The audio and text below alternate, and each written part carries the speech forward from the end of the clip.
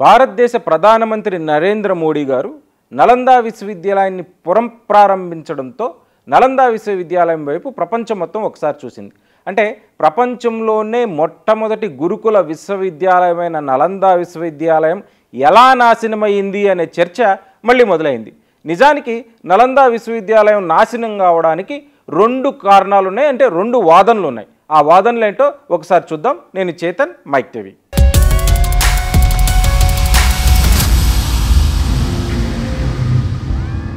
నలంద విశ్వవిద్యాలయం 4వ శతాబ్దంలో గురుకుల విశ్వవిద్యాలయంగా ప్రపంచ దేశాల్లోనే మొదటి గురుకుల విశ్వవిద్యాలయంగా మొదలైంది.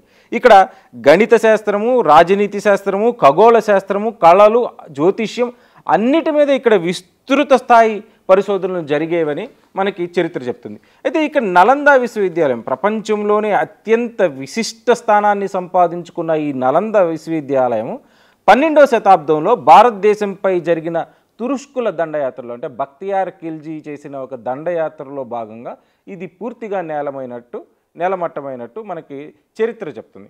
అయితే ఇక్కడ తురుష్కులు 1193లో చేసిన దండయాత్రలో ఈ యూనివర్సిటీని, ఈ విశ్వవిద్యాలయాన్ని తగులబెట్టారని, లేదు నేలమట్టం చేశారని, అక్కడ కొంతమంది దాగుండడంతో వాళ్ళని తగలబెట్టే కార్యక్రమంలో ఈ పూర్తిగా నలంద విశ్వవిద్యాలయాన్ని బక్తియార్ ఖిల్జీ తగలబెట్టాడని చెప్తారు. అయితే ఈ యూనివర్సిటీలో చదువుతున్న వేలాది మంది బౌద్ధ భిక్షువుల్ని కూడా ఆయన సజీవ దహనం చేసినట్టు మనకి చరిత్రకారులు చాలా స్పష్టంగా రాశారు. అయితే బక్తియార్ ఖిల్జీ ఎందుకు దండయాత్ర చేశాడు, ఆయన ఈ విశ్వవిద్యాలయంపై ఎందుకు దండెత్తాల్సి వచ్చిందనేది చర్చ వేరే అయినప్పటికీ ప్రపంచంలోనే అత్యంత గొప్ప విశ్వవిద్యాలయమైన నలంద విశ్వవిద్యాలయం ఆయన చేతుల్లో మొదటిసారి ధ్వంసం అయినట్టు మనకు తెలుస్తుంది. ఇక్కడ రెండు వాదనలు ఉన్నాయి. అయితే 1235వ సంవత్సరంలో ఈ విశ్వవిద్యాలయాన్ని సందర్శించిన ఒక టిబెటియన్ చరిత్రకారుడు చాగ్ లోట్స్వా అనే ఆయన ఏం రాశాడంటే 1235వ సంవత్సరంలో ఆయన ఇక్కడ సందర్శించినప్పుడు అప్పటికి ఇంకా కార్యకలాపాలు, అంటే ఈ విశ్వవిద్యాలయం కార్యకలాపాలు కొద్ది మందితో జరుగుతూ ఉన్నాయి అని ఆయన చాలా స్పష్టంగా రాశాడు. అంటే 1193లో బక్తియార్ ఖిల్జీ తగలబెట్టిన నలంద విశ్వవిద్యాలయం అప్పటికి ఇంకా పూర్తిగా ధ్వంసం కాలేదు అని మనం ఇక్కడ స్పష్టంగా అర్థం చేసుకోవచ్చు. అంటే 1235లో కూడా ఇంకా కొద్దిమంది బౌద్ధ భిక్షులతో ఆ విశ్వవిద్యాలయం కొనసాగుతూ వచ్చింది, అంటే అప్పటికి ఇంకా అది పూర్తిగా నాశనం కాలేదనే అర్థమవుతుంది. అయితే ఆ తర్వాత జరిగిన కొన్ని సంఘటనలతో ఇది పూర్తిగా అక్కడ ఉన్న ఇంపార్టెంట్ భారతదేశ చరిత్రకు సంబంధించిన, బౌద్ధ చరిత్రకు సంబంధించిన గ్రంథాలయాలు, ప్రపంచంలో ఎక్కడా దొరకని సాహిత్యం అంతా మనకి అద్భుతమైన 2 లైబ్రరీస్, రత్నసాగర్, రత్నోదధి అనే 2 గ్రంథాలయాలు, ప్రపంచవ్యాప్తంగా ఫేమస్ అయిన 2 గ్రంథాలయాలు ఇక్కడ ఉన్నాయి. వాటిని తగలబెట్టింది ఎవరు అనేది ఇక్కడ క్వశ్చన్. అంటే భారతదేశంలో సనాతనులకు బౌద్ధానికి జరిగిన ఘర్షణలోనే ఈ విశ్వవిద్యాలయం లేదు ఈ గ్రంథాలయాలు పూర్తిగా తగలబడినట్లు మనకు కొంతమంది చరిత్రకారులు చెప్తూ ఉన్నారు. నిజానికి నలంద విశ్వవిద్యాలయం నాశనంపై 2 వాదనలు ఉన్నాయి. ఒకటి, మన దేశంలో తురుష్కులు దండయాత్రలో కొంత భాగం నాశనమైందని చెప్తున్నారు.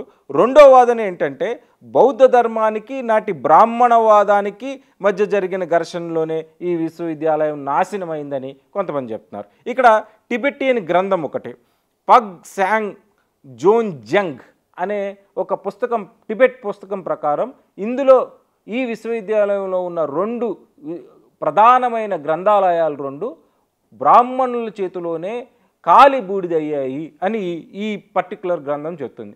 అంటే తురుష్కులు నాశనం చేసింది రాళ్ళుని, అంటే బిల్డింగ్స్ని మాత్రమే. ఇక్కడ గ్రంథాలయాల్ని వాంటెడ్గా, అంటే కక్షతో బౌద్ధాన్ని నాశనం చేయాలనే ఒక సంకల్పంతో ఈ 2 గ్రంథాలయాల్ని సనాతనులే నాశనం చేశారని మనకి స్పష్టంగా కొంతమంది చరిత్రకారులు చెప్తున్నారు. నలందలో జరిగిన అంటే 1193 తర్వాత కొంతకాలం అది ఇంకా ఆ మిగిలిన బౌద్ధ భిక్షువులతో అది కంటిన్యూ అవుతున్నప్పుడు ఇక్కడ ఒక ఆలయాన్ని నలందలో కుకుత్సది నిర్మించిన ఒక ఆలయంలో ఒక యజ్ఞం నిర్వహించడం జరిగింది. ఆ యజ్ఞం ఎప్పుడైతే ఆ యజ్ఞం నిర్వహించారో ఆ యజ్ఞంలో వచ్చిన నిప్పు కణికలతోనే ఈ యూనివర్సిటీ మొత్తాన్ని తగలబెట్టినట్టు మనకి స్పష్టంగా అర్థమవుతుంది. నిజానికి నలంద అంటే ఏంటి అనే ఒక్కసారి ప్రీ హిస్టరీకి మనం వెళ్ళినప్పుడు, నలంద అనేది సంస్కృతం ప్రకారం జ్ఞానం ఇచ్చేది. అంటే ఇక్కడ బుద్ధుడు ఈ ప్రాంతంలో తిరిగినట్టు కూడా మనకి స్పష్టమైన ఆధారాలు ఉన్నాయి. అంటే బుద్ధుడితో పాటు ఇక్కడ బుద్ధుడు ప్రధాన శిష్యుడైన సారపుత్ర ఈ ప్రాంతంలో పుట్టినట్టు మనకు చెప్తారు. అశోకుడు ఈ సారపుత్రకు చిహ్నంగానే ఇక్కడ బౌద్ధ విహారాన్ని నిర్మించినట్లు మనకు స్పష్టంగా అర్థమవుతుంది. అంటే సారపుత్ర తిరిగిన ప్రాంతాన్ని, పుట్టిన ప్రాంతాన్ని, బౌద్ధాన్ని విస్తరింపజేసిన ప్రాంతాన్నే నల గ్రామం అంటారు. నలక అనే 2 పేర్లు ఈ ప్రాంతానికి ఉన్నాయి. అదే చివరకు నలందాగా పిలువబడింది అనే వాదన కూడా ఉంది. అయితే అశోకుడి కాలంలో ఇక్కడ బౌద్ధ విహారం ఏర్పడింది. ఆ తర్వాత గుప్తుల కాలంలో ఇది విశ్వవిద్యాలయంగా మారింది, గురుకుల విశ్వవిద్యాలయంగా మారింది.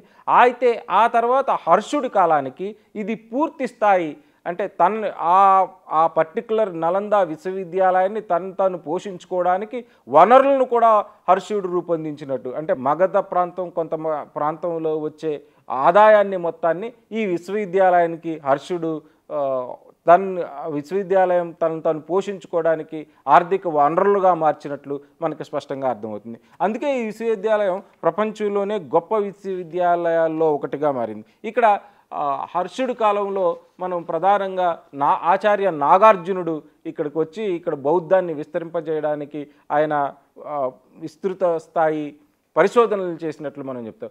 ఆ తర్వాత ఆర్యదేవుడు, అంటే ప్రపంచానికి సున్నాని కనిపెట్టిన ఆర్యభట్ట కూడా ఇక్కడే తన అధ్యయనాన్ని చేసినట్టు, విద్యాభ్యాసాన్ని చేసినట్లు మనకు స్పష్టంగా అర్థమవుతుంది. అంటే నలంద విశ్వవిద్యాలయం, ఇప్పుడు మోదీ గారు ప్రారంభించిన నలంద విశ్వవిద్యాలయానికి ప్రపంచంలోనే ఒక గొప్ప చరిత్ర ఉందని భారతీయులకే తెలియదు.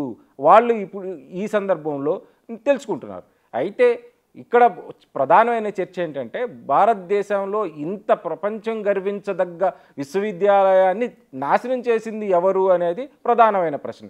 ఈ ప్రశ్నకు మాత్రం ఖచ్చితంగా 2 వాదనలు మనకు స్పష్టంగా చరిత్రలో కనిపిస్తున్నాయి. ఒకటి, తురుష్కులు సగభాగాన్ని నాశనం చేసినట్లు చరిత్రకారులు కానీ, లేదు అన్ని ఎవిడెన్సెస్ మనకు స్పష్టంగా కనిపిస్తున్నాయి. అయితే రెండో పక్క టిబెటియన్ చరిత్రకారుల ప్రకారం, అనేక మంది భారతీయ చరిత్రకారుల ప్రకారం కూడా ఇక్కడ సనాతనులే, ఇక్కడ బ్రాహ్మణవాదులే ఈ బౌద్ధానికి వ్యతిరేకంగా ప్రపంచవ్యాప్తంగా ఇక్కడ బౌద్ధంపై జరుగుతున్న విస్తృత చర్చకు నిలిపివేయాలని, దీన్ని నాశనం చేయాలని ఒక సంకల్పంతోనే దీన్ని నేలమట్టం చేశారని, ఇక్కడ గ్రంథాలయాల్ని రత్నోదది, రత్నసాగర్ 2 గ్రంథాలయాల్ని పూర్తిగా నేలమట్టం చేశారని మనకు స్పష్టంగా అర్థమవుతుంది.